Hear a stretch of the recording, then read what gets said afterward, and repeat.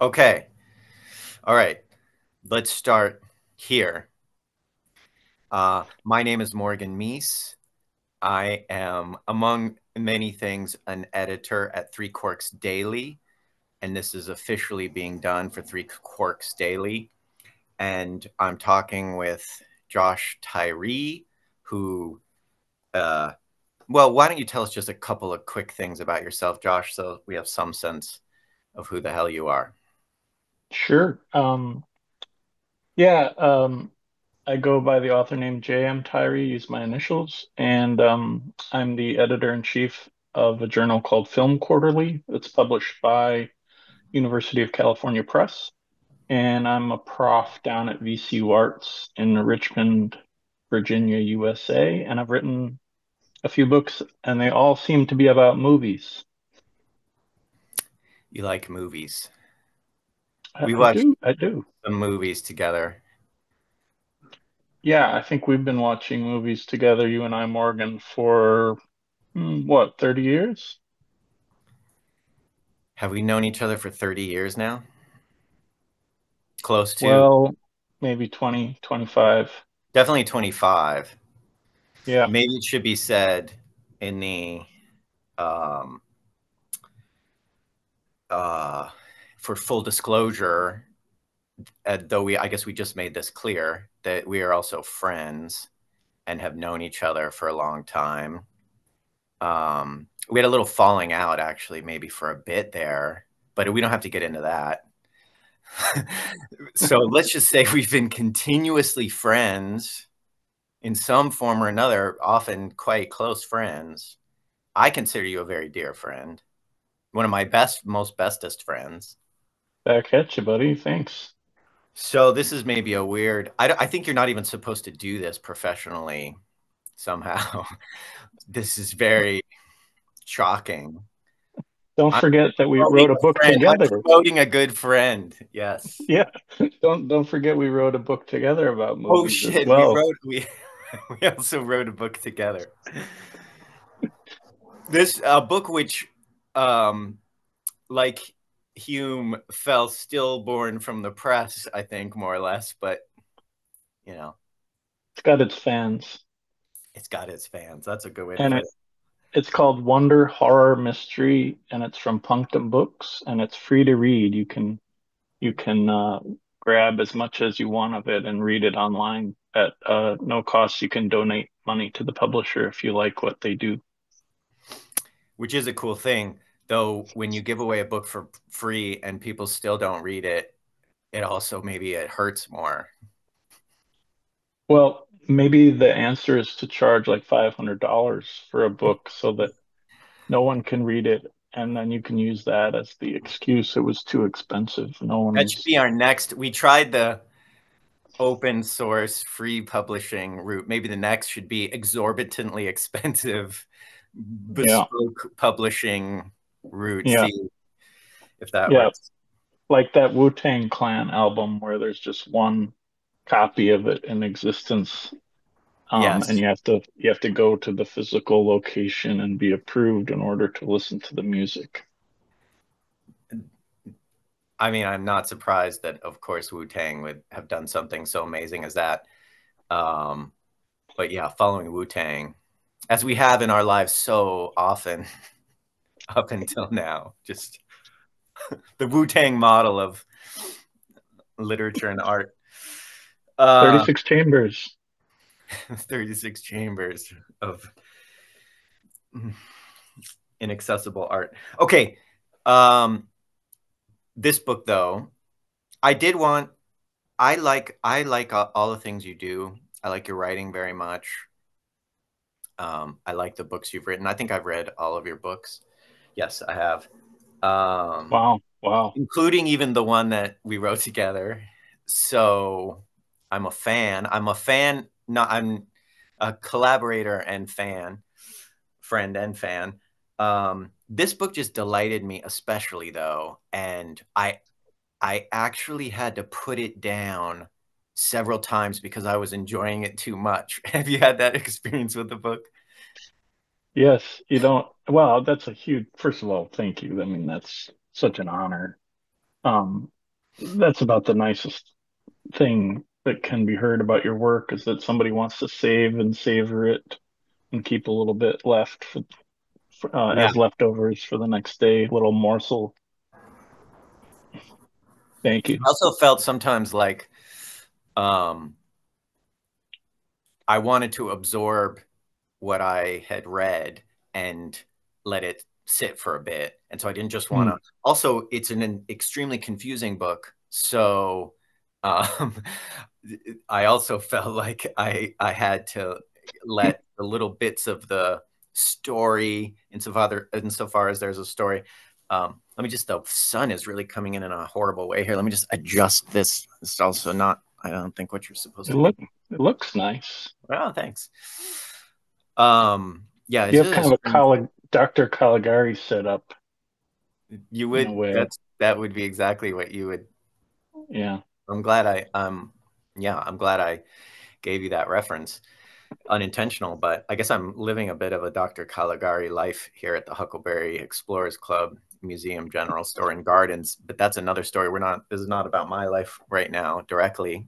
Is Well, about we'll you. see. Yeah, we'll see. Um, Yeah, so no, I did. I read it in little bits, and that was because I didn't want it to end and I wanted to savor it, and also because I needed to, if I felt like I needed to consume it in little bits. And then I went back and read it all again as one thing after I read Oh, it that way. So that's there's a okay. recommendation to readers as a potentially very fruitful way to consume this work of art. This is interesting to hear, and aside from being very flattering, and I really appreciate those notes, there's something about the novella form, right? The dream is to write something that, so if it really grabbed someone, if they really wanted to, they could read it without standing up again. Yeah, which I did when I read it the second time, so I can confirm that that is achievable. Hmm. Yeah. And there's the process of composition in a way factors into that because I wrote the whole thing, first draft anyway, in this A6 German notebook. Is that the And actual notebook? Is that the book right there? this is it. The holy item, the holy Yep. object. Wow. Yep. Can we see a little bit of the writing inside? Well, um, sure. Like, but keep in mind, like I've deleted Yeah, yeah, some of this yeah. stuff. We don't have to look at it so closely we can read it. I just want to see the Yeah. actual. Oh yeah. Oh, that Yeah. looks. Yeah. That's So exactly how I would picture it in manuscript form. So that's very pleasing to me. here I'm talking about the undead sound of St. Paul's Cathedral ringing the hour at dusk, where lovers brave the chill for selfies in the diesel's cloaked air. See, people, this motherfucker can write, and just that little randomly grabbed sample, I think, proves the point. Thank you for that. That was totally cut out of the book. So there was a maybe a bit of This a is hurt. This is harmful to the rest of us as writers.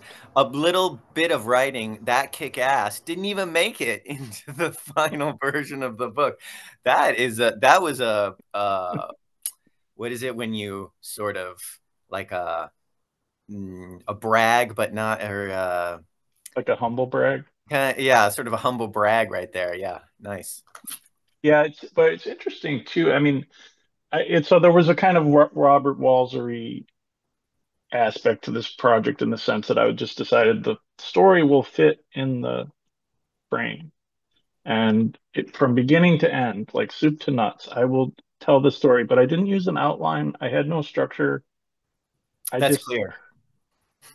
yeah, it is actually the pure vibes, like craft as pure vibes is what I I love was that. going I for. mean, you know, again, this is not about me, but I Mhm. heavily associate with the early romantics in general. And I would describe, I think, calling that way of thinking, writing, philosophizing, creating works out of fragments, creating works out of something that's a dream, something that simply happens to you in a moment, is a Yeah. in contemporary terms, a sort of pure vibe, as you put a pure vibe way of producing art, which to me is especially close to my heart. So maybe that's why I Mhm. also really love this work.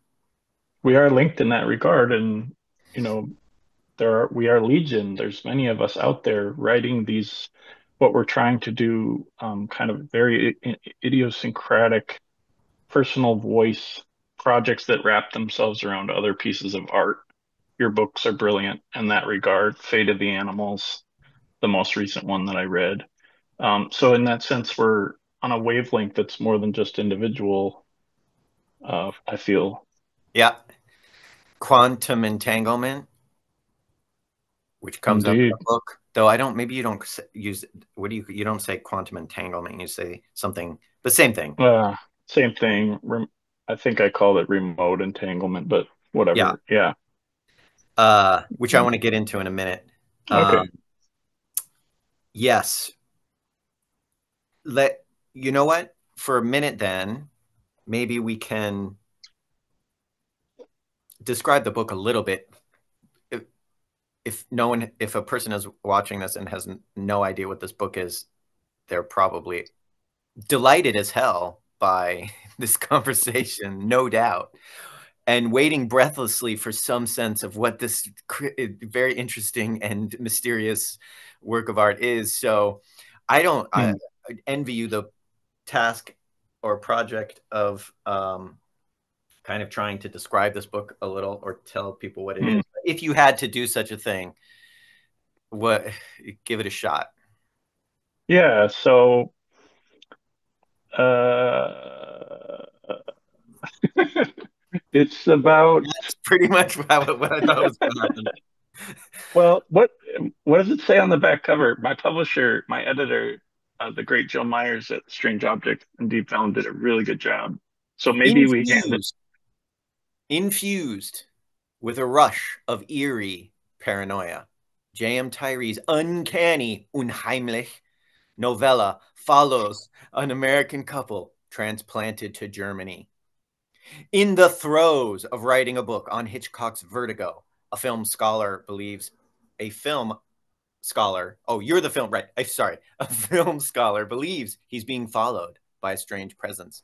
Is it a supernatural force emanating from prehistoric caves nearby? Question mark. Or is he being stalked by his ex, a brilliant but controversial critic? When our scholar's wife disappears and the local police start investigating him, he falls further into a mystery that takes him to Berlin and into the haunted heart of the movies. Movies whose scenes appear to be recurring in the present. See, that's really good and much better than I could do. I think It's I really can't good. top that. Yeah. Shout out All to right. Joe. We'll go with that then.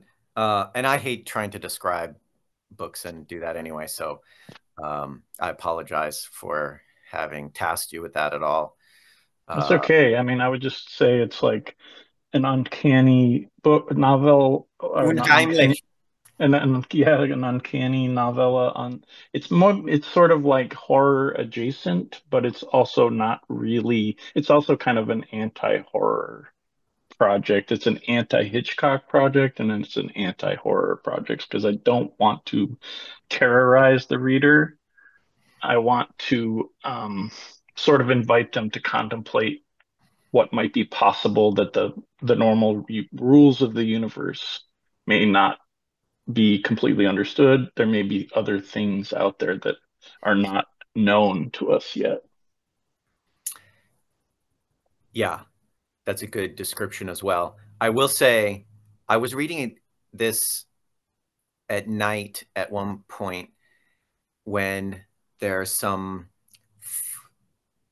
nighttime things and the screaming children voices and some of that going on, and I did start to actually genuinely get a little creeped out. And I mean, I am very susceptible. I'm extremely Yeah. cowardly when it comes to horror and terror. I'm an easy mark, but I did feel suddenly that sense of a kind of supernatural terror, which is amazing that you do achieve that in the book. So, kudos for Thank that. you. Thank you. Well, thank you so much. It means a lot. And I just want to emphasize, like, this is like a completely honest, open attempt to consider in fiction whether the rules of the universe might operate differently than we think that they do. And so instead of having like a supernatural entity or like a personified force, I wanted to explore a more cosmic sense of like what the fabric of the world could be. And because it's fiction, I feel like I don't have to make any big claims about that. I'm just kind of out there exploring as a hypothesis. And we never really know what happened or why throughout. So, Well, I don't want to do any spoilers, but definitely the ending, has some hints on that. But I did want to balance. You're right. For me, it was like Todorov, the concept of the fantastic, yeah, which Todorov says is this kind of oscillation in the narrative between no, everything has a rational explanation, everything is as it should be, and then that oscillates with, oh, well, maybe not. Maybe there's something more, maybe there's other things going on, more than is dreamt of in your philosophy, as the great man says in Hamlet. But the idea is that the fantastic tries to hold that intention. So for Todorov, the narratives go off the rails when they are too lopsided and go in one direction or the other. He's encouraging writers to kind of inhabit that space where you're not sure. I mean, we don't have to get into Todorov scholarship here, but I would at least say I like that because I actually feel that's how I live my life for the most part. Hmm. No, you don't. Tell, You tell me more. um oscillating between a sense of, oh yeah, this makes perfect sense. I know what I'm doing. I'm getting eggs. I don't actually don't. I'm not allowed to eat eggs, so it's a bad example. But Hmm. let's say I was getting an egg replacer, which I find disgusting. So it's also not a good example. But okay, eggplants. Actually, my partner and wife, Shufi spouse, really hates eggplant. So I probably would also not be getting eggplant. I'm getting something though, maybe at the supermarket, and this is all Hmm. makes sense and is extremely mundane. But I will frequently fall into a um, what is it? It's just a sense of how weird it is that supermarkets exist at all. That this framework of Hmm. life is something we take for granted. It seems hinge on so many strange accidents, weird and could have been this way or could have gone that way. Makes no really makes no sense at all. I can't in any great or satisfying way explain why Hmm. we live in a cosmos by which purchasing things at a supermarket would be a thing to do. And then suddenly the feeling of just existing in a world that I can take for granted kind of slips away from me a little bit. And I can feel either excited by that or sometimes a little scared or offset. I mean, this is maybe as a version of the uncanny, unheimlich, uh, that we've already brought up several times. And it's not then that I get some glimpse of the true nature of reality that I can hold on to in some clear way or some mystical reality or something beyond the structures of my understanding. I'm not a mystic in that sense of the term, but the idea that it just doesn't quite, I just find it just freaking weird to be alive a lot of the time. And yet I'm also able to be alive a lot of the time and do the stuff that I'm supposed to do at the, I don't generally Hmm. find myself, for instance, in the supermarket and unable to function. I'm just slightly weirded out by myself as I'm doing it, if that makes any sense. Yeah, the supermarket is a very uncanny space, I think, or was it Mark Auger or Auger who has the idea of non-spaces anyway? I forgive my pronunciation. But anyway, these I'm gonna do my best to avoid using the term liminal in this conversation Well, more than once. you just slipped into it, but I think I just burned my token for that, but and portals might come up, but the idea that there could be some strange happening. Yeah, it could be in the supermarket, it could be anywhere. Actually, these things happen to people all the time, and it's difficult to know what to make of them. Their stories, and sometimes it's difficult for them to process it and try to incorporate it into their life or their worldview. Usually they just move on. They move back into the realm of the quotidian, everyday.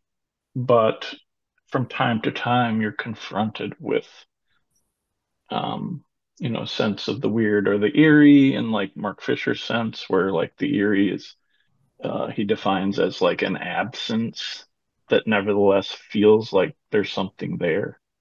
So yeah, like a ghost, yeah, like our cat died earlier this year, RIP, but I still feel that she's around, like the the footsteps, on little impressions on the bed or something like that. And you could clearly just say, okay, that's just like a phantom limb, or you're in grief still, you miss your cat, so you're conjuring. That's fine. I don't have a problem with that. Or you could say, this is starting to sound, Jungian, and it's like serendipities or synchronicities where certain things pop up that are uncanny, strange, and unexpected. In horror, that's almost always negative. These eruptions themselves usually are representing some kind of malevolent force. yeah. I really wanted to work against that. I wanted to say something more like what our old friend Kozlovsky says in Three Colors and in Double Life of Veronique in particular, where He's there does saying, seem by the way, our old friend Kozlowski, because the great Polish director Kozlowski um, is a subject of our aforementioned, not especially widely read book, which the title of which the what is the title again? it's called Wonder, Horror, Mystery. Yeah. So that we get into, Yeah. especially into Decalogue, but Hmm. we talk about a few other films just to give a little background to that. Right. Yeah. Sorry. So keep But going. no, it's okay. That's good context note. Um, yeah, so um, we wrote a really good book. I really enjoyed writing it with you, by the way. Thanks. Um, I did too. I'm very happy with that yeah, book. I'm just yeah, making. yeah. No, the nice thing about a good book is it never goes away. Like people can always find it and read it if they want to. I mean, that Um, assumes the continuity of civilization, but so let's say it. oh, that's true. But That's true. maybe it's always there in the sense that it always did exist at one time. It's never going to not have existed. There you Of go. course, I guess that's kind of true of everything then too. But a Yeah. book feels special, like it specially occupies that place of a thing that once it's there, it's really Hmm. always absolutely there, even as Yeah. time passes. And then that also makes you think that time isn't so important, maybe to this way of thinking in general, that time gets messed with or weirded out or queered Hmm. by these kind of mystical experiences or Yeah. this access to a reality that's a little um, Yeah. different.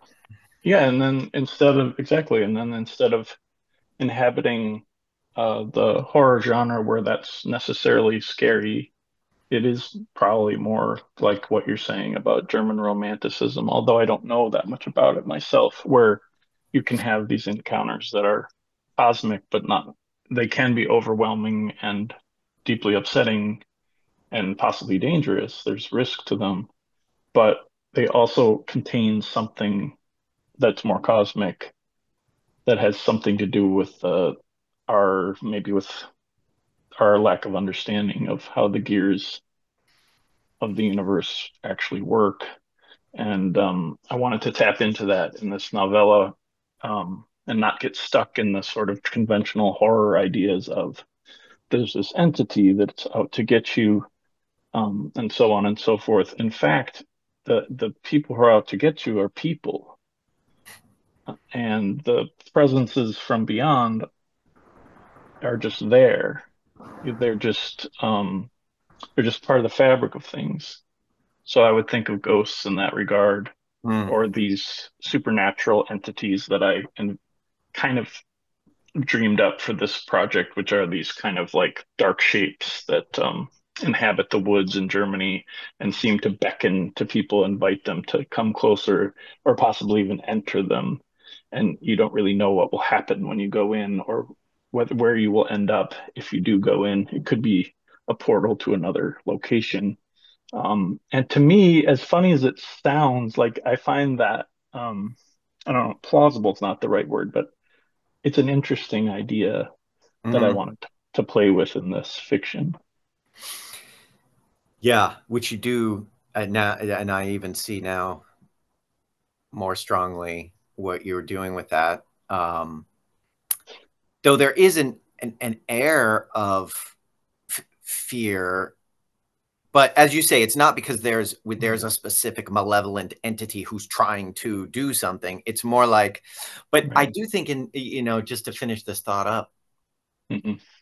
in the romantic tradition, or let's say in the earlier mystics, I know the Christian mystic tradition better than others, but I think this exists across the line of things that can be called mystic. There is that mm, fear. Maybe it's the old school kind of biblical fear of God kind of Mm, thing. And what is the fear of God? Part of the fear of God is that getting a glimpse of everything that big, getting a glimpse of the gears of the universe actually churning is overwhelming. It does have that sense of the sublime as too much, mind blowing, yeah. literally, and therefore terrifying to one's own existence, which has to be held Yeah. together and has to make sense, and a certain boundedness, finitude, etc. And yet there's also that yearning and that realization that those boundaries are somewhat arbitrary, that they're maybe limiting to us to some degree, that they conceal things from us, that we Mhm. therefore can only know so much, and in particular context. And the dream of romanticism and of maybe mysticism in general is always that maybe we can, at least temporarily or to some degree, step outside of those boundaries and see something more. But there's always the risk. I mean, you bring up Holderlin a few times in, Mm, there's madness there potentially. The right. madness of not knowing how to get it all back together and to hold Yeah. together one's sense of conscious identity or something like that. Uh, Hmm. there's Yes. something scary there, but the scariness here isn't a particular danger. It's the danger of utter obliteration or something like oblivion, Yeah. the loss of self. Is that making Yeah. me? Yeah. Perfectly, I think. I mean, Um, I would relate this back to the horror tradition and just say, like, not only is this book anti-horror, it's also anti-Hitchcock, but it's also anti-Lovecraftian, because what I wanted to do is sort of contemplate a somewhat Lovecraftian universe where there's other things that are possible. There's entities, there's portals to other worlds, and it's kind of cosmic. But again, for him, it's all evil. Yeah. It's all about these entities that are trying to get at you and macerate you and massacre you. Whereas to me, that seems so limited, in its scope, because there's no particular reason that I can think of why an encounter of this kind would have to be negative. And I'm sorry I keep repeating that, but that's actually kind of the Yeah, no, there's repeating core since, idea. yeah, since so much horror can't get away from that idea. I mean, I wonder what it isn't a good question. Why is that? Maybe one of us will have a thought along those lines. But that makes me think that not only is it just delightful, that your book is also so freaking funny. Or maybe it has to be funny also as a, not that horror and comedy haven't worked together, but it tends, I mean, I don't think of Lovecraft as being particularly funny. I lost your bit. Okay. I don't think of Sorry. Lovecraft as being particularly funny. I don't think of that form of horror where it's really getting at the malevolent, specifically malevolent entity trying to get us. Tends not to be pretty. That's kind of, yeah. Are you okay? Sorry, someone's pounding on my window. Who could it? Is it one of the entities from the forest? Could you hold that thought for one Yeah, second? I will. Sorry. No, um for I'm not going to edit this video at all. So for those of you who have watched this far, and wow, amazing, you must be a very bored person to have done this. No, I'm very glad for anyone who's gotten this far. um, we're waiting for JM Tyree, who in the midst of a discussion about horror and evil and whether horror has to be malevolent, is then experiencing a pounding on his window. And there is in the book, there is a figure. I don't want to ruin plot points because it really is an amazing and delightful book to read. Um, but there is a figure in a sort of hoodie who keeps reappearing and may be related to another important figure in the book. Again, you have to read it to get the details, but there is a pounding on a window that happens in the book. So this is pretty uncanny. We are, in fact, experiencing unheimliche Dinge right here in our conversation. Holy shit. Quantum entanglement getting us once again. Everything I okay? heard, I heard everything you said because I had my Oh, earbuds in and I was enjoying your commentary. But my neighbor wanted my attention for a second, so I apologize. no, I think that's that was. And was it really your neighbor? Are you tap on Yeah, the screen 3 times if you're being compelled to say that? No, okay, okay. And yeah, rest assured, you're relatively safe. Uh, yeah. okay, yeah. So we were talking about humor, even though it got Mm, scary and freaky again there for a yeah, second. yeah, Any yeah. thoughts Did you? on? Yeah, yeah, yeah. So for me, it's essential. Um, and I think all horror benefits from humor. Like, I think the pitfalls of the genre all involve self-seriousness. Is Poe funny? I don't. Poe's not really funny, is he? Well, I guess it depends on your it depends on your sense of humor. I mean, But aren't we kind of laughing at Poe for being so absurdly over the top Poe-ish? Or is Poe? maybe. Yeah. Well, I do I love mean, Poe. I don't get yeah. into I'm not as big of a Lovecraft fan, but I do love Poe Mhm. and I feel like he takes himself pretty seriously.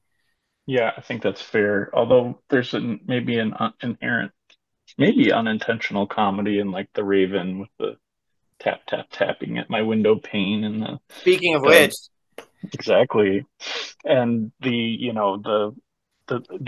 absurd alliterations and stuff. But yeah, for me, it's essential. I don't think it's a genre that works best when it's played straight, especially in cinema and horror cinema. A little dose of humor goes a long way.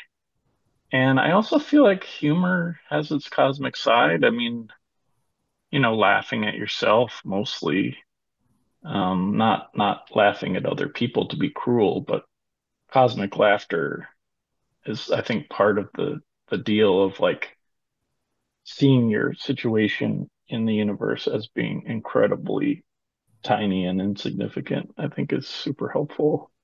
the absurd maybe is important here.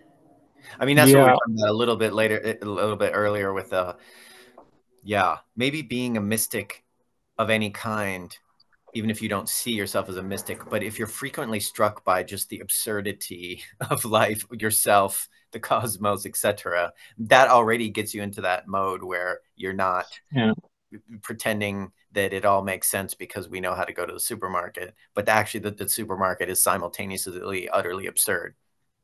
Yeah, exactly. And I feel like there's a lot of people out there who are afraid to laugh at themselves, or they have a kind of tendency towards self-seriousness that I could talk a lot about as related to American culture, but just keeping it brief, the sort of self-seriousness of the culture really bothers me. It troubles me because the world outside is so fucked up.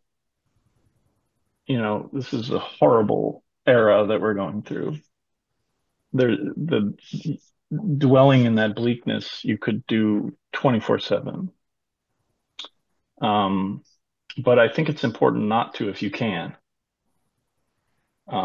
If you're privileged enough to be able to laugh, you shouldn't pretend that you're, not capable of it. I think it's, in a way, it's like a duty. It's like a task of a privileged person to be able to laugh at themselves.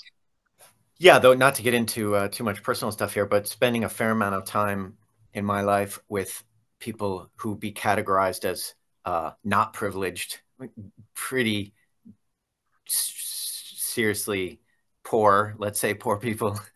Uh, the I'm often struck by the fact of how much um, there's a lot of laughter amongst when I'm talking to people who are Yeah, very poor people who yeah, don't necessarily. So I'm not sure. Maybe privilege here yeah, is about the privilege of yeah, being um, being in a condition where you're not taking yourself too seriously, which can come from many life circumstances.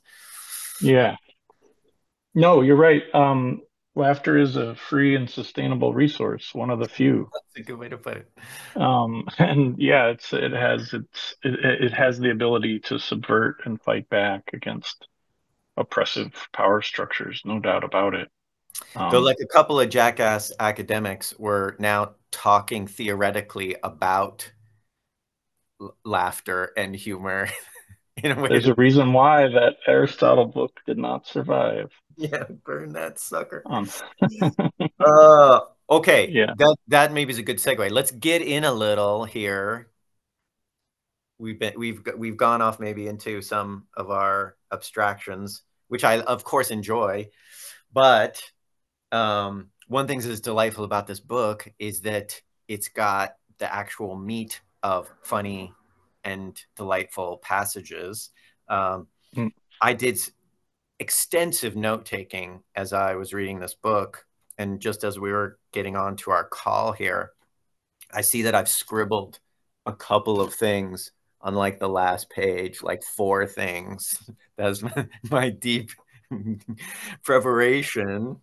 I did, though, read the book twice, I think I already mentioned, and very slowly and carefully the first time, a lot of stoppages, and then read the mm. whole thing again. Well, you Don't, might know it better than me at this I stage probably because I do. I probably I do. I wrote know. it several yeah, I wrote it several years ago. Yeah, you probably have no idea. Let me tell you what this book is about. Please. Here are my, I will read, to you all my little notes that I scrawled. This is what I often do when I'm reading a book, especially if I have to write about the book later. I will just note page numbers and stuff. And then when I look at it later, I always wonder, what the hell was I talking about? What did I mean? What was it? What was I actually interested in here? Okay. The first thing seems to be 7. I guess that means page 7. And it says, I fucked your dream face. Then we seem to move to page 68, where I simply scrawled to begin. Then we have page 74, and I felt the need to write down love all witches. And then Yay. I get to page 105, and I seem to have scrawled find you dick, which I don't even is not even grammatical. I couldn't even write a complete sentence fragment, but somehow there's something about find you dick in on Oh, 105. Yeah, yeah. That I think that's what the doctor recommends that the narrator does instead of moping around. Okay, well, let's go through these systematically because we're very systematic scholars. We have Okay. PhD. Wait, do you have your PhD yet? I have a PhD. I find it difficult to talk to people with anything less than a PhD. Maybe that's Maybe been the that's problem all maybe along. that's been the problem. Where are you with that process? I'm finishing up actually. I'm going to turn Okay. in my uh, PhD project by the end of the calendar year. So fingers crossed. Well, good luck with that because it's very Thank you. important to have a PhD. Yeah, I'm surprised you're even willing to talk to me, to be I honest. now that I'm realizing the situation, I'm feeling like this is going to be bad for my reputation. But let's move forward with this in a scholarly, Okay, academic manner. Page 7. I fucked your dream face. That's my note, and we're going to figure okay, out more what that means. Um, okay. No, 71 is the wrong page. It's page 7, and then the I looked like a 1, but that's I fucked your dream face okay. on 7. Okay, I'm going to read. Can I read the passage? Of course. Um, we will let you read a passage too. Maybe I'll read a passage, and then maybe you'll read a passage. Um, okay, so this paragraph starts, but her writing was sometimes difficult to follow. Do you want to say real quick who the writing is?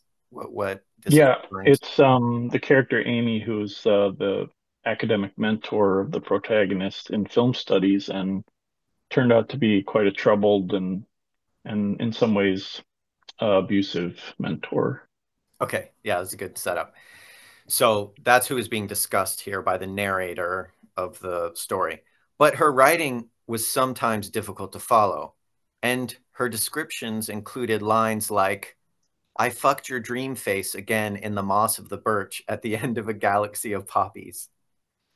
Amy and I had lost touch. Okay, she ghosted me, but I planned to write to her and see what she remembered of this place. It might please her to hear from me, I thought, in my sick, pathetic way, hating myself for the thought, and then lapping up phrases from her letters, angry black ink and all caps marking indentations and sometimes tears and rips in the soft blankets of folded blue paper. I licked at pools of what looked like squid ink dried in the margins like little dark orgasmic blooms and placed my ear on Amy's description of my lovely neck, cribbed from Nosferatu. Oh yeah, right. Yeah, that's So what that's I right. picked out was this line from her writing in which she says, I fucked your dream face again in the moss of the birch at the end of a galaxy of poppies, which was somehow supposed to be part of a dissertation on, um, yeah, I guess partly on Nosferatu or, yeah, how does it doesn't matter. So I decided that Uh-huh. this sentence pleased me so much that it could be one of the great sentences of contemporary literature. Response. Wow.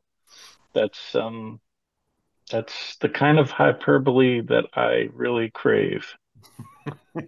And it's the kind of Uh, hyperbole I can deliver. So we make a beautiful partnership. it I think um, it's not always easy to reflect analytically on your creative work, but I think what I wanted there was a kind of connectivity with the basic concepts of expressionism. In other words, the dream face is as real as the real face.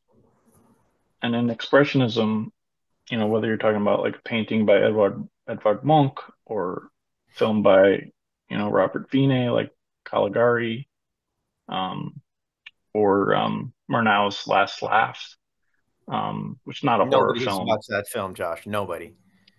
Well, these are all films where it's celebrating Even its I 100th. haven't watched that film, and I attempt It's to great. watch all of your freaking esoterically abstruse films.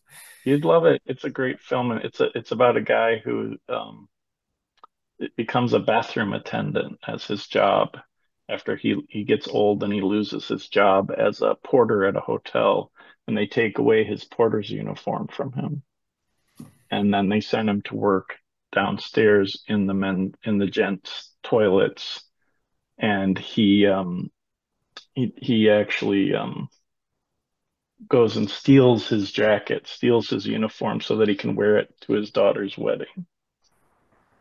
Um, I it's a wonder then, wonderful is film. Perfect Days referencing that a little, potentially?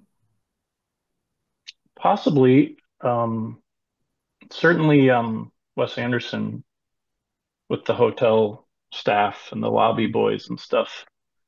I would say Grand Budapest Hotel definitely draws on the last laugh, but um, it famously has like these visions in it where you realize you're completely inside the protagonist's head, and what you're seeing on the screen is not reality. It's a dream face. Just as with Monk, the cry, the scream, the famous dorm room painting. Um, it's you're not seeing reality, you're seeing the vision of the artist. You're seeing the suffering spilling into the landscape and altering the way that the landscape actually is visible.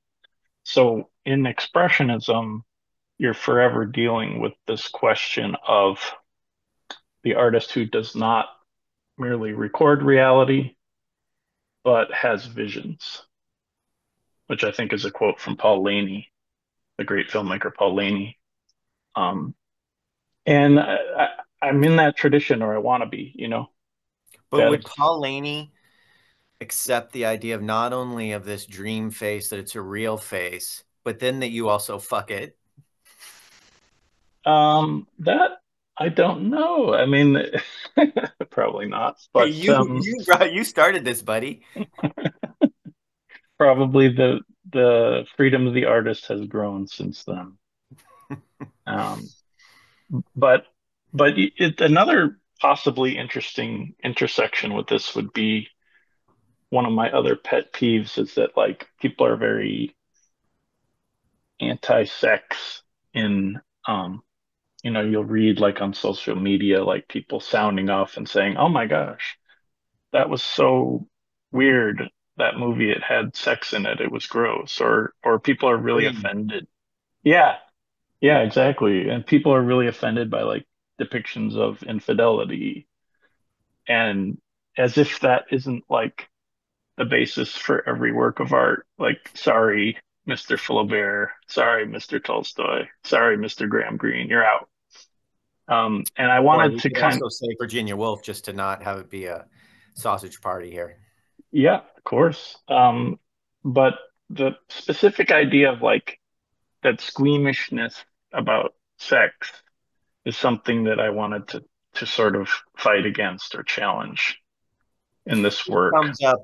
Uh, I guess the Germans get to be the voice of hectoring the Americans for being squeamish about sex in your book here. So this Yeah, comes up, I think, in that last thing I wrote down of "find you, Dick," um, which we'll get to. Uh, okay, yeah, let's move to 68, which was my next note, in which I simply scrawled Tübingen. Um, why did I do that? Yeah, because it's an eerie place. yes. But I said, oh yeah, 68. Okay. Do you want to read that then that first little passage there? On 68, Yeah. still this was Germany, that one. Yeah. Still this was Germany. Black metal, pagan vibes, werewolf enclaves couldn't be ruled out. Paranoia reached its tentacles out, responding to the call of an older darkness I imagined underlying the body culture crazed, seven grain bread worshipping, too good to be true recycling theocracy of learned Tübingen. I just thought that was a very delightful roast of Germany, I guess, is why I wrote it down. I was recently in Berlin last month, and okay, Berlin is different, is not Tübingen, but still the some older darkness underlying the body culture craze, seven grain bread worshiping, too good to be true recycling theocracy kind of, I think, maybe hits across the whole land, as it were. So even though you give Germany a lot of yeah, you give Germany a lot of good lines against American idiocy. That's a good one in the opposite direction. You keep it a little even there. You give a few and you take a few. Mm. Well, yeah, I mean, I feel like the two countries are like doppelgangers of one another, and and maybe that's because I grew up in Wisconsin where like German stuff is everywhere. Um, but when I got to Germany, I had that feeling of doubleness of like I'd gone through the mirror and I Yeah. was now in this realm that was like a whole country version of like some of the stuff in my local area in Wisconsin. And that's silly, of course, and that's a bit of an illusion, but this idea of my main, and I don't want to set myself up as an expert on German culture, and I don't want to say, because they're going through hell right now like everybody else, and there's some very dark I don't forces that feel are. like this was setting yourself up as an expert on German culture, by the way. No. That's good. So maybe you don't have to worry about that as a great danger here. No. But I do, there is that dynamic of the past in Germany and the various ways in which some people, many people, um, either by choice or otherwise, went through a process of confrontation with their past. Not always true. I don't want to simplify that. That's a kind of superficial take on Germany that I know is not totally accurate, and there's all kinds of trouble brewing there. But I'm just comparing that with like the basic American outlook of the land, which is that Americans think that a haunted place is like different from all the other places. So everywhere else is not haunted, but this place over here is haunted and has these ghosts from the past. In Germany, I feel like it's just the opposite, that everywhere is haunted.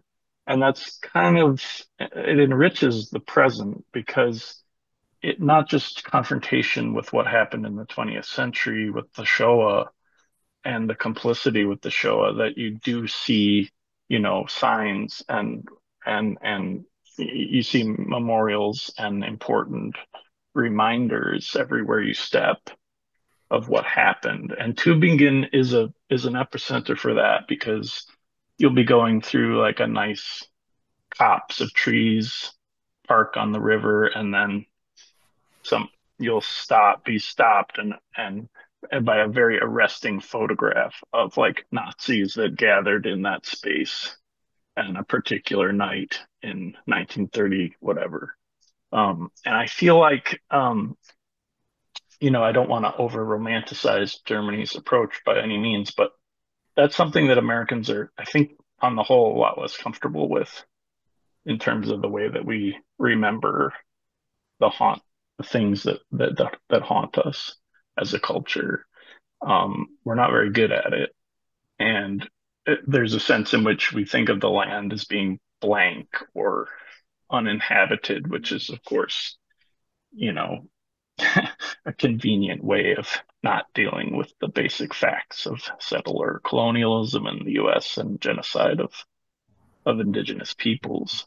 So, yeah, I'm not really sure where I'm going with that, but I feel like the I would follow Michel de Certeau, who says haunted places are the only places where people can live, and I feel like that's Tübingen. Tübingen is a good example of that. It's a haunted place, and as a result, people can live there. Whereas often in the States, I feel like people are really convinced that the place isn't haunted, and I think that's much worse. Little side note, but my aforementioned spouse Shafi and I, at her initial behest, but I've gotten into it as well. Um, have been going now that we live in the Midwest. I'm currently in Detroit where I live. So Michigan, having some pretty deep similarities with Wisconsin. Some of these ways you're talking about as well. Um, but also around here are tons of remnants, and this goes down into Ohio, where we've spent a fair amount of time. All this whole area of the world, but it is littered with um, different kinds of earthworks and burial mounds from the Yeah. well culture and the Adena. There are various historical periods where that interconnected civilization that really went all the way down to, connected with the Gulf, and is, there are similar structures down in like Mississippi and all of those areas. And you realize when you start to drive around and go to and visit some of these mounds, or you can see the huge city that was, as is famously often said, larger than London at the time. Though that might also speak to what a pitiful little shithole London was for many of its centuries, but that's a different question. Which is Cahokia which is in Mhm. technically in Illinois, I guess, but just over the border from St. Louis. Uh, Yeah. so, which really is an incredible ruin, and you realize how sophisticated and interconnected, and this is a culture that had built massive and altered the landscape, had all these means for uh, doing all the rites and rituals they did, astronomical observations, uh, whatever kinds of uh, Mm. harvesting festivals and all Mhm. these sorts of things. And they're everywhere. They're all over the place. And vast amounts of them have been completely destroyed, of course, and Mhm. maybe inevitably in then the later farming of all of these areas. And often if you get these little maps on where the mounds are, you can find a mound and it's just basically it's in a gas station parking lot, or it's kind of just in a little park in some housing development, and it's sort of acknowledged but sort of not acknowledged. And Mhm. it's, I don't know, I find it is haunting. It is haunting to Mhm. realize that those are there. And there's something incredibly poignant and powerful about these mounds, which in a way are nothing because they're just mounds. And what do you do with them, or what are you really seeing or feeling or experiencing? They're just these mounds. But it is a reminder, as you're talking about, that there is a vast civilization here that was destroyed and wiped off the planet, and it does haunt us, but it haunts us. It's a kind of scarier form of haunting. It's like haunting without even acknowledging that it's haunting, or something that yeah, Yeah. which is different from Germany. Like Berlin sometimes freaks me out because it's all the historical trauma is so right in your face. I can find it Yeah. overwhelming. You're stumbling on the little Right. uh, reminder stones of various people who were taken Mhm. from houses and apartment buildings and sent to the camps, or here's a chunk of where the wall once stood, or here's where things that were bombed to complete smithereens, or here's it's like you can't escape all of Yeah. that historical trauma, but it does mean that the haunting is at least real, at least Mhm. acknowledged in some way. I don't know. I'm repeating what you're saying, but I'm No, I I find that fascinating because I think of, mainstream American culture as being it's a disavowal, it's a refusal to be haunted that is very troubling. It's the idea that that's a good that way. Yeah. yeah, yeah. So if you refuse to be haunted, you end up in a very bad place especially if you're, you know, uh, inhabiting someone else's home, which is essentially what is happening in America. And the inability to acknowledge that, or to acknowledge it in a very superficial way through like a land acknowledgments. I don't mean to be disrespectful, but it Yeah, doesn't those really. don't seem very sufficient. Yeah. Yeah. So this brings up my favorite novel, my favorite American novel, and I I'm think the seeing it greatest. reversed, so I don't know if other people will be seeing it reversed either. This is Ceremony by Leslie Marmon Silko, I haven't read that. and I guess I got to read it. it's a fantastic book about all these topics that we've been discussing, and I think it's a great work of literature. You could classify it as horror because it has a kind of sense of haunting by spirits, in the indigenous context of the Americas. And I would highly recommend it. It was a big influence on my book. Okay. But to your point, I think, it's something that horror can do when it's doing good work, is to reckon with those ghosts, but the problem is that in the sort of conventional generic parameters of it, like let's say The Shining, for example, you've got this kind of very clumsy matrix of, oh, the hotel was built on an Indian quote, on an Indian burial ground.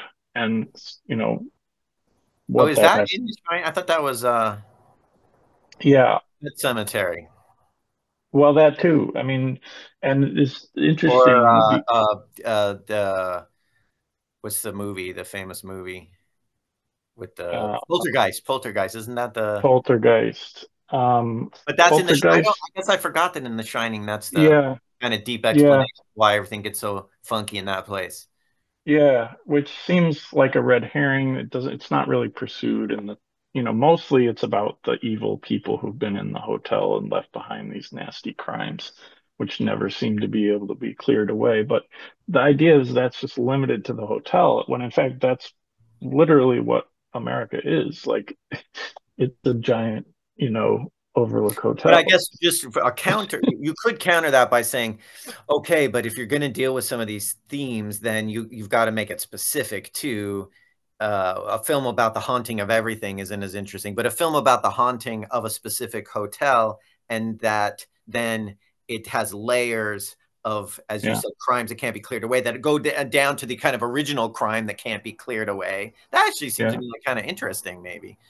I agree. And one of the things I really respect about Stephen King is that that's a pretty dedicated part of his mission, I think, as an author, was to kind of jujitsu moves on the horror genre to try to make it a more progressive and open genre. So he opened so many doors by doing that.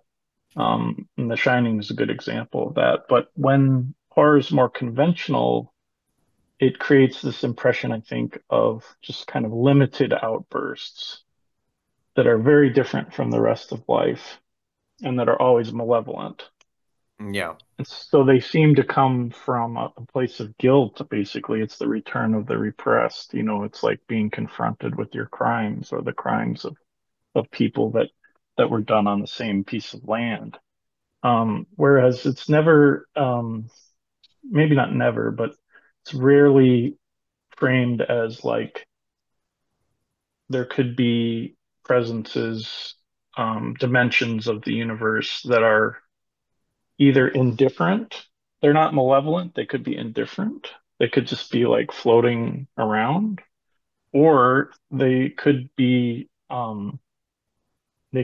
possibly positive presences, and they don't necessarily all have to be from the past.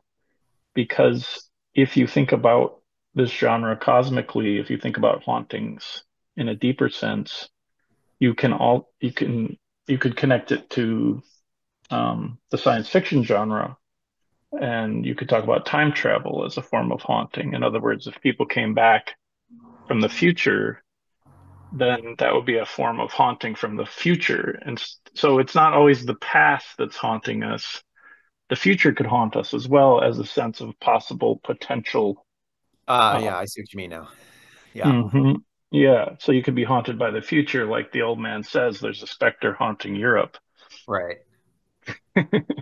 Yeah. Oh, and that's why Derrida is messing with that whole thing, and Hmm. then your Mark Fisher guy kind of pulls that up too with the haunting stuff. Yeah, yeah. All right, Hmm. for you, Yeah, fancy pants academic sorts, you know what we're talking about. For those who aren't of that ilk, God bless you, and just ignore it. And let's get back to some funnier passages, maybe. Though you keep ruining my funny passages with all this like deeply fucked up historical trauma. So thank you for that. cheers. Okay, we've got witch loving here. Let's get some witch loving. Mm, We're on page 74 now. I okay. had been thinking about everything the wrong way. I felt drugged by the trees. It was almost an experience of levitation. the yearning to love all witches and to have a spell cast on me. I love that. I descended deeper into the forest, into the valley between the folding ridges with a ribbon of paved bike paths traversing a small stream. According to the placard map, it would lead me to the monastery that was said to lie at the precise geographical center of this province and former kingdom. My gloom lifted as my muscles tired and my feet started to feel slightly swollen in my sneakers. It seemed funny that I had ever thought that someone or something could be following me. Why would anyone bother? Well, I was especially though delighted by this notion of a yearning to love all witches and to have a spell cast on me, which is not your typical take on the witch. I mean, I guess this is part of what you're doing is turning the horror, Mm, messing the horror genre around and making the witch, yeah, an object of desiring the witch and the mm. actions of the witch. But you also just phrased it funny. I like the funny. Yeah, thank you. Yeah, it does connect back, you're right, to this idea of like a more positive view of, for lack of a better term, of things beyond our ken. And the you know the figure of the witch is well situated in that matrix because they're actually the oppressed person. They're the marginalized person, the subaltern person who lives at the edge of town with their cat and therefore survives the plague because they have better sanitary conditions than the rest of the town, which then allows the town to think that they are being persecuted by this witch. Um, So you but don't believe in witchcraft, actually. no, I don't want to say that. Almost got you It, there. no, I don't really have an opinion on that. I mean, all I'm getting at is that no, I think it's part of like a healing tradition. Um, and I actually don't know. So I don't actually know. But um, what Sorry. I wanted to get no, it's okay. What I wanted to get at was just this idea that uh, you know, well, first of all, the sort of paradox of witchcraft is that these oppressed people have access to these powers, but they never get into power, if you see what I mean. Yeah. Like, so I think witchcraft in general is like a really interesting example of what oppressed minorities do in the face of crushing tyranny from centralized authority. Um, and I think there's got to be some efficacious aspect to that, um, even if it's not exactly what it says on the label, if you will. Nice Yeah. move there, buddy. Well, I don't know how else to put it because I'm not an No, expert on the. it's a good solution. Um, okay, let's tackle then the mysterious and tantalizing sentence fragment, "Find you, Dick," which is on page 105. I might ask you to read that so I don't blush too much. Okay. All right. Where do I start though? Um, Maybe we should have to start at the beginning of this incredibly hilarious and delightful conversation, and then we'll, uh, yeah, Pretty long. it's a little long, but we don't care. We are we're droning Okay. on for as long as we damn well please, and our vast listening audience is just going to have to be delighted for hours. I'm starting then the reading a little before on page 104. By the way, can you, I don't know if this is happening, but the little version I see of myself, it's like the light is hitting me in such a way that I'm almost becoming a ghost figure, like I'm some kind of ethereal being It's existing. it's absolutely beautiful and it's very uncanny. And in addition to that, behind you there's a dark shape Yeah, right. that's sitting on a chair Yeah, which that is actually obscuring a bunch of rare books, another part of my life we won't get into, but a number of rare books that are basically esoteric and occult books. So, I mean, this is too this is too good. We're not making this shit up, people. This is real. Okay. She snaps more this is the German cop who's sort of on this case of missing people and what's going on and whether the narrator is maybe involved in the disappearance of his wife and all of this. So there's a kind of a little police drama packed into this otherwise supernatural story. She Yep. snapped some more photos of the window, then gave me a little thumbs up. What do you see? I asked. Look, fingerprints on the outside, she said, looking over our sad bed. Confirms your story. Could you describe this person, the old lover as you call her? Amy? Would you describe Amy as unbalanced or violent in any way? I had to laugh a little bit at that. This is getting personal, I said. I suppose she's a little, it's better for me to know. Okay, I said. I'd say she was self-destructive, possibly suicidal. She didn't hit me with a block. She did hit me with a block of wood once, but I think she thought I would like it. During sex, you mean? It was, I was going to say it was consensual, mostly, maybe. Was it? I don't know how to describe it. It's not as though I couldn't have gotten away if I'd wanted to. Physically, I was stronger. So, did you? What? Like it? I I don't know what to say. You're a little bit mixed up. This, by the way, I'm not going to create a bad German accent for reading this, but really, the German police woman should be, you know, you're a little bit mixed up. Yeah, we're not going to subject our readers to that, but do a German accent in your brains. She said, looking at me very intently. It's okay to be vanilla or to explore whatever's your thing. Are those official police policies? Yes, and it's nothing to joke about, she said. I'm into the dark shit myself, metal cop sex, by prior agreement only, and for maximum extreme mutual pleasure. Quote, unquote. Does that help? Sometimes sharing these things helps. It's not some moral aberration to mock or take fright about. Enough American Puritan bullshit. It's about consent, full stop.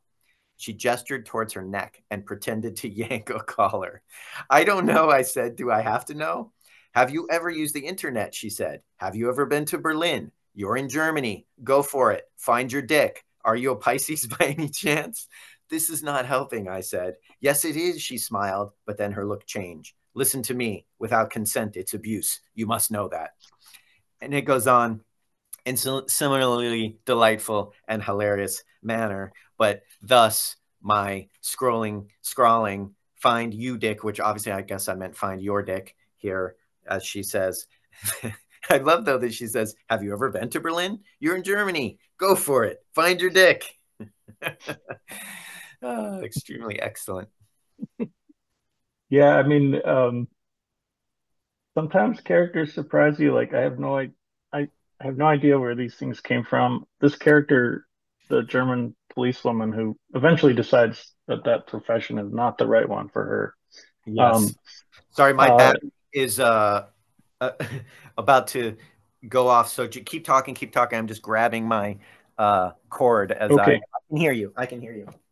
okay, uh, yeah. So what I was gonna say was, how you start out like Okay, next. writing characters, like those words that you were reading actually I kind of have like auditory, I don't know if it's a hallucination, but I am able to hear my characters' voices and they say these wonderful things, these dialogues, or even the narrator of the story has his own voice. It's not me. And I can actually hear it. Hmm. And so that's where I start as a writer is not through like abstract ideas, but through hearing voices of characters. That sounds a bit weird, but it's really true. No, it sounds amazing. I love that's something that happens to you. As a person who doesn't really write fiction, I don't, that specific experience doesn't happen to me, but I'm envious of it. Well, I it took me a long time to really enjoy writing dialogue. Like for a long time, I was kind of afraid of writing dialogue. and I avoided it. Um, and then I just kind of realized like that no, this is like the essence of fiction is dialogue. Mm. The way to dramatize a scene and listening to the way that people talk and hearing the voices of the characters, what makes them them. They don't exist in reality, these characters. They have no real substance, but for me, they're like totally alive people who I have no idea what they will do, but I kind of You have like, to write it to find out what they'll do. yeah. Yeah, that's a great. I love that. It does make me think of Iris Murdoch, who I especially love, and I because I think sometimes when I'm reading Iris Murdoch novels, I feel like, wow, she has no idea what these people are doing or what they're going to do next. She's literally at their mercy of Hmm. characters that obviously she's created. So in some sense, she's created, but now they are creating her. They are making the things Yeah. happen. Maybe she does that somehow, for me at least, most profound, most powerfully of any writer I can think of. Um, Hmm. and Yeah. I almost fear for her sometimes. I feel like, wow, how could it's back to our romantic losing the self Mm. problem of like how does she even and sometimes these novels of hers that spiral out to 800, 900, 1200 pages are probably a result of that, exactly what you're talking about, though you've managed to capture it in a novella form, so it has a much more distilled.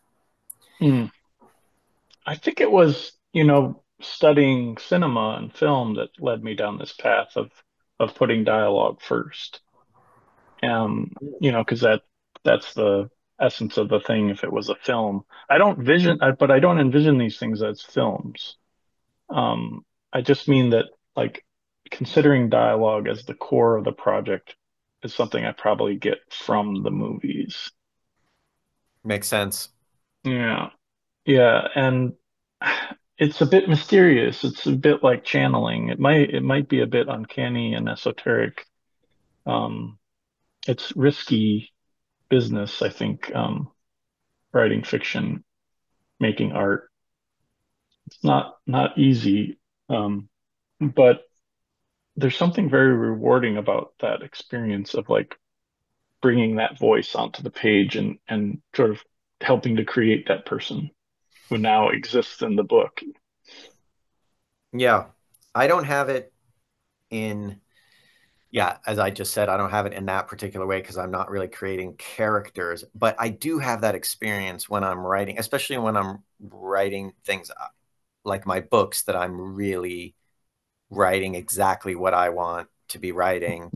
Um, I have that experience of, okay, now we have, you just made yourself a part of a broadcast. Oh So boy. please say hello, send love to That Shafi. was the aforementioned Shifi, as we were discussing. Um, so yes, where was I? The form of Esoteric writing. channeling. Yeah, the channeling. I definitely have that experience though when I'm writing like the book you mentioned, The Fate of the Animals, where suddenly I get into almost a yeah, like a state, Trance. a trancey. It's not quite a trance, but it's closer to that. And Hmm. often will then go back and read what I have written, many pages sometimes, and realize I had no idea that that's what I was about to say, or that's what I was about to write, or that was, and something like Hmm. channeling is, I think, a much better description of what's happening there than the full control that maybe when I first started really writing or trying to learn the craft of writing, that I thought writing was about, and that maybe people who aren't writers think that writing is much more a matter of being in full control of that process. And I feel like it's learning how to be much less in control of that process than I ever thought. Yeah, I agree, especially in the first drafts, which sometimes come out well the first time. It's always starts with the voice for me. Never starts with plot, never starts with ideas. I just get this increasingly um, pressing sense of a voice that wants to be heard.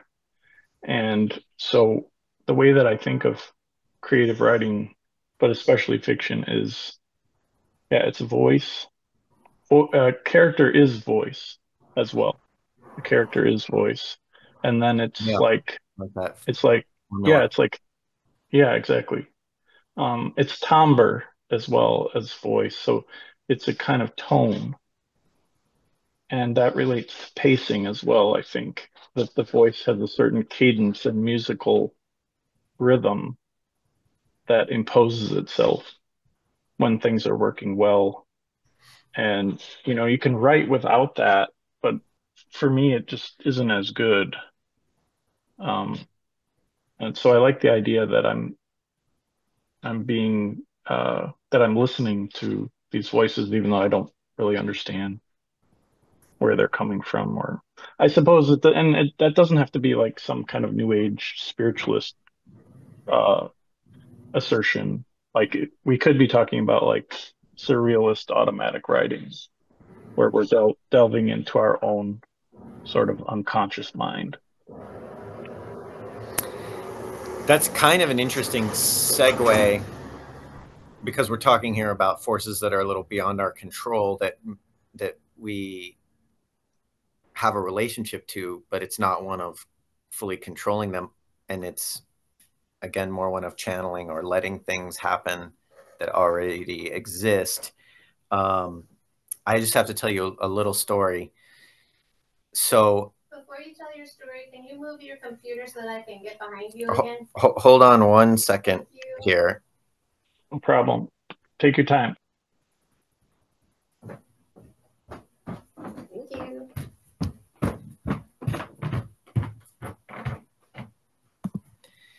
Sorry, friends. That was a little unintended uh, break in our scheduled programming.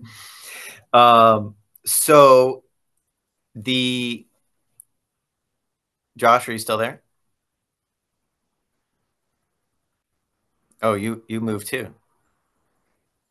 My back was starting to get a little bit Yeah, stiff. we've been at this for a while. We'll wrap it up here, but I just had to tell you a story because it's so interesting and so linked in with, um, yeah, uh, everything we're talking about here. So I got your book and I was reading your book, and then I got a email from a publicist for Ron Rosenbaum, who has Oh gosh. a book out called the or Defense of Love. Um, Hmm. for those who don't know Ron Rosenbaum, he's a very unique, interesting essayist. Writes about all kinds of different things. Very big, sort of capacious mind. Has also done things in, I think, film and TV. And I don't know, how do you describe Ron Rosenbaum? Yeah, like a Renaissance man who Yeah, a real Renaissance man. A very classic interesting, magazine writer. yeah, and has written some really wonderful pieces. And there's a connection between the two of us because when I was staying with you many years ago, more than 20 years ago, I think, when actually both of us were having some, let's say, relationship issues and whatnot, and I was not in a great place in my life, and maybe you weren't so great either. But I stayed with you in the somehow you were on the Upper West Side, and we were both living in New York at the time. Maybe we were staying at someone else's apartment or something. I don't remember the details. Doesn't really matter. But anyway, you gave me a book of Ron Rosenbaum essays to read Hmm. Yeah. to kind of delight, you take my mind off my troubles Hmm. and have something Yeah. light. And I started reading them. I just loved them. I loved his voice. You're talking about voice. I loved his Hmm. the prose, the timbre of the prose, all the things you're talking about. It just, and of course, he was talking about such interesting things and kind of some of the same subject matter, even here and there, that we're talking about. And wasn't the title of that even book of essays that famous headless body found in topless bar or something like that, which was a It's called The Secret Parts of Fortune, that book. okay, but that's maybe one of the main essays in it or something. I Because don't you know. okay, maybe I'm mixing things up. Doesn't matter that much. But No, but they're these are great essays, and yeah, they're they're bound great together essays. by this wide-ranging intellect of his. Yeah. And so that had been a connection between us back much many years ago. and had been a very lovely gift from you to me that did help me and helped me kind of feel delighted again by things and just really enjoy Mm, reading those essays. So mm, I get this book, His Defense of Love, and I'm reading your book and his book kind of simultaneously because I'm also supposed to do a kind of interview thing with him about this book, which itself was kind of weird and uncanny to me that that was happening. And I'm mm, reading your book, and it's you're using this concept of quantum entanglement in your book in the Haunted Screen. You call it something a little different, but it's this concept of quantum entanglement, that quantum particles can be a sense totally connected to each other across space and time, so that if one moves, the other moves simultaneously. It's this weird quantum effect that no one really understands how that could even be possible in the universe as we think we understand it, which is also amazing and wonderful according to everything we're talking about. I put your book down. Literally, I put your book down. I do something else. I come back. I read a chapter of his book. And basically, it opens up with him saying, perhaps we can think of love as a kind of quantum entanglement. I'm not making this shit up. You can read the two books if you think I am. They're there. And I'm the person here in this case who's like between this quantum entanglement of the two books, my own life, my own experience, you and I. I mean, I don't even know. It's actually so, it's a little exactly what we're talking about. It's such a weird thing of synchronicity and serendipity mhm. and the way that the cosmos does this kind of shit to us. And we pretend it's just this or just that. But somehow we're getting Yeah. glimpses of something more, something tantalizingly, Mhm, insanely, wonderfully real. This is real. That's, I guess, what I want to say about it. I mean, you and I have talked about mystical realism a few times, mhm. the term I thought I coined, but then you let me know that, in fact, who had somebody else had already coined it. Now I forget who it Like a was. Yeah, Russian art Pierre Diaz critic, or something like that. yeah, So theologian. yeah, which was also lovely and wonderful. So I just wanted to tell you that. And also, it just seems like it kind of is a nice capping off to all the things you were just talking about and everything we've been talking about around this book and all of these ideas behind it. So I don't know Yeah, what to do with it. Even in some ways, I just have to pretend it didn't really happen and go to the supermarket because, I mean, what do you do with a cosmos that's that meaningfully intertwined and sort of telling you that it is all the time? Well, what do you even do? How do you change your life? How do you even respect a situation that kind of impossibly weird and delightful and wonderful? yeah. I mean, that's so interesting that you bring up Rosenbaum because, did I say Rosenbaum? Yeah. Yeah, I think The Secret Parts of Fortune was one of my favorite books for a long time, and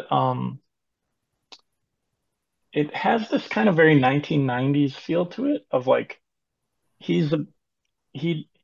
I think he's less interested in the supernatural. He's interested in like trying to figure things out. He reminds me of Errol Morris. Yeah, there's definitely sort of like brothers separated at birth sort of deal. Though I do think Yeah. Rosenbaum is more open to, I mean, the defense of love is a defense of something mysterious and Mm, beyond okay. our, or maybe he's gotten more that way as he's gotten older. Yeah. Um, Well, that I don't know. I happens, mean, I'm right? going to talk to him about all of this, so we'll more to be revealed. But just But in the 90s, secularism was, completely dominant and set the tone for literature as well. Like I think about Foucault's Pendulum, Umberto Eco, where what you're trying to do as an artist is like show how all these magical things are actually just human projects that can be explained, some of them less savory than others. And I mm, think Ron Rosenbaum was on that track as well, as I recall correctly, at least in that book. But, as time goes on, you start to find that not so satisfying, don't you? Like, yeah. it's a worldview that's unnecessarily limited it's a presumptuous worldview. Like, how do you know for sure, uh, that there aren't other things? How do you know there isn't more? Um, and what I like about the films of Kieslowski that we studied together, for example, is that they kind of broach this topic in a fictional setting of like, well, maybe there is something more going on. Maybe there are alternate dimensions of a kind. I mean, I'm sort of nervous about these using these terms from physics, like remote entanglement. I think it's also called quote spooky action at a distance. I think that's their Yeah, technical spooky term. action at a distance. Yeah, I love Yeah, that. You're talking yeah, about yeah. that's the best. So this is a good Halloween Yeah. concept. But I think, and I also was very influenced by a book by a physicist named Paul Davis, who has a book called Other Worlds that talks Mhm. about like the possibility that could be multiple Yeah. dimensions and as an artist, obviously you like run with that ball much further or you kick it much further Yeah, though than Paul Davis is interested in the some of the potentially metaphysical spiritual implications of some of this, so I don't think you're Mhm. fully off track there. Okay.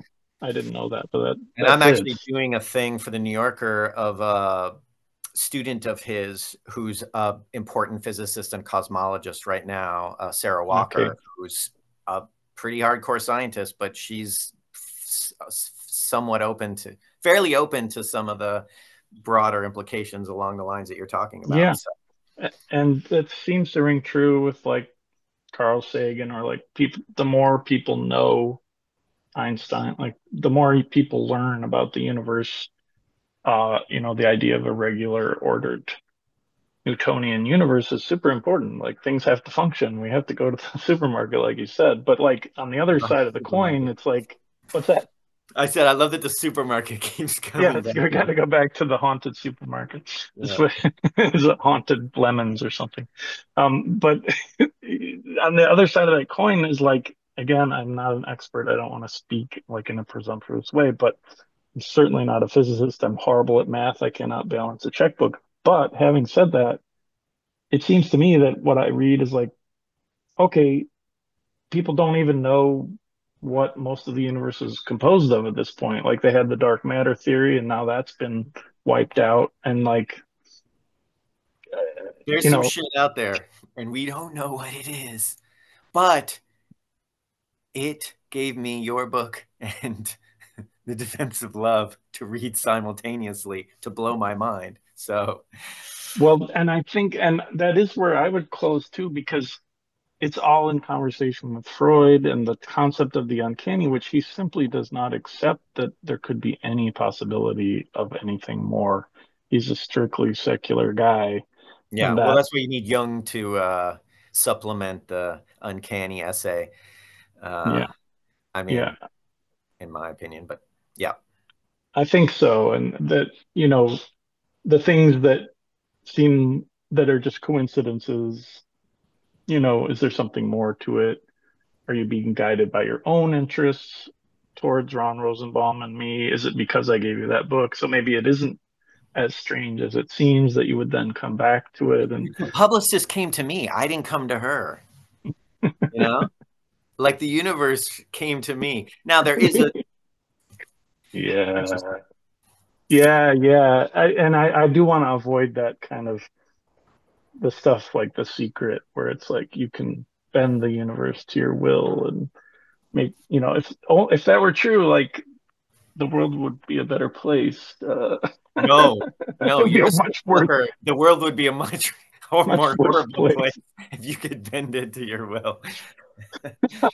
We know what you're up But to with your German policewoman.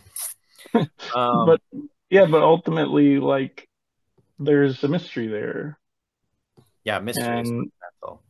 yeah, and I think fiction's a great way to approach that mystery because you don't have to make big claims. You don't have to make any claims at all about the ultimate nature of reality. You can just say, I'm just playing around with these ideas. Would it be possible that, could this be, have you thought about this? that's like the realm of play that I feel like fiction is all about. And I think in horror, weirdly, because it's supernatural, yet nevertheless it kind of deflates mystery a lot. So, oh, okay, it was a werewolf, or oh, okay, it was a vampire, or a Yeah. ghost, Yeah, no, no. Those or are, I mean, that was why the Blair Witch Project, whatever its other failings might be as a film, it terrified the hell out of me, is exactly that, not knowing and not seeing. Mhm. Yeah, Yeah, that's yep, always. All right. agreed. Well, I think we've been talking for more than an hour and a half, so we've Okay. done our duty. We've given the public what they deserve, Hmm. whether they know it or not. Well, I really This is enjoyed what you talking to you. deserve, public. Sorry, what? I really enjoyed talking to you. As did I. I always enjoy talking to you, but it was fun to do it in this way and to have this focus of this book. I do think that this book is beautiful, beautifully written, brilliant, funny, deep, special, unique. It's just a wonderful piece of work. I really just was blown away at how you have pulled this off and created something that is a truly a work of art. So thank you for that. I, I'm speechless. That's an honor. Thank you for saying that. All right, well, let's end it on that.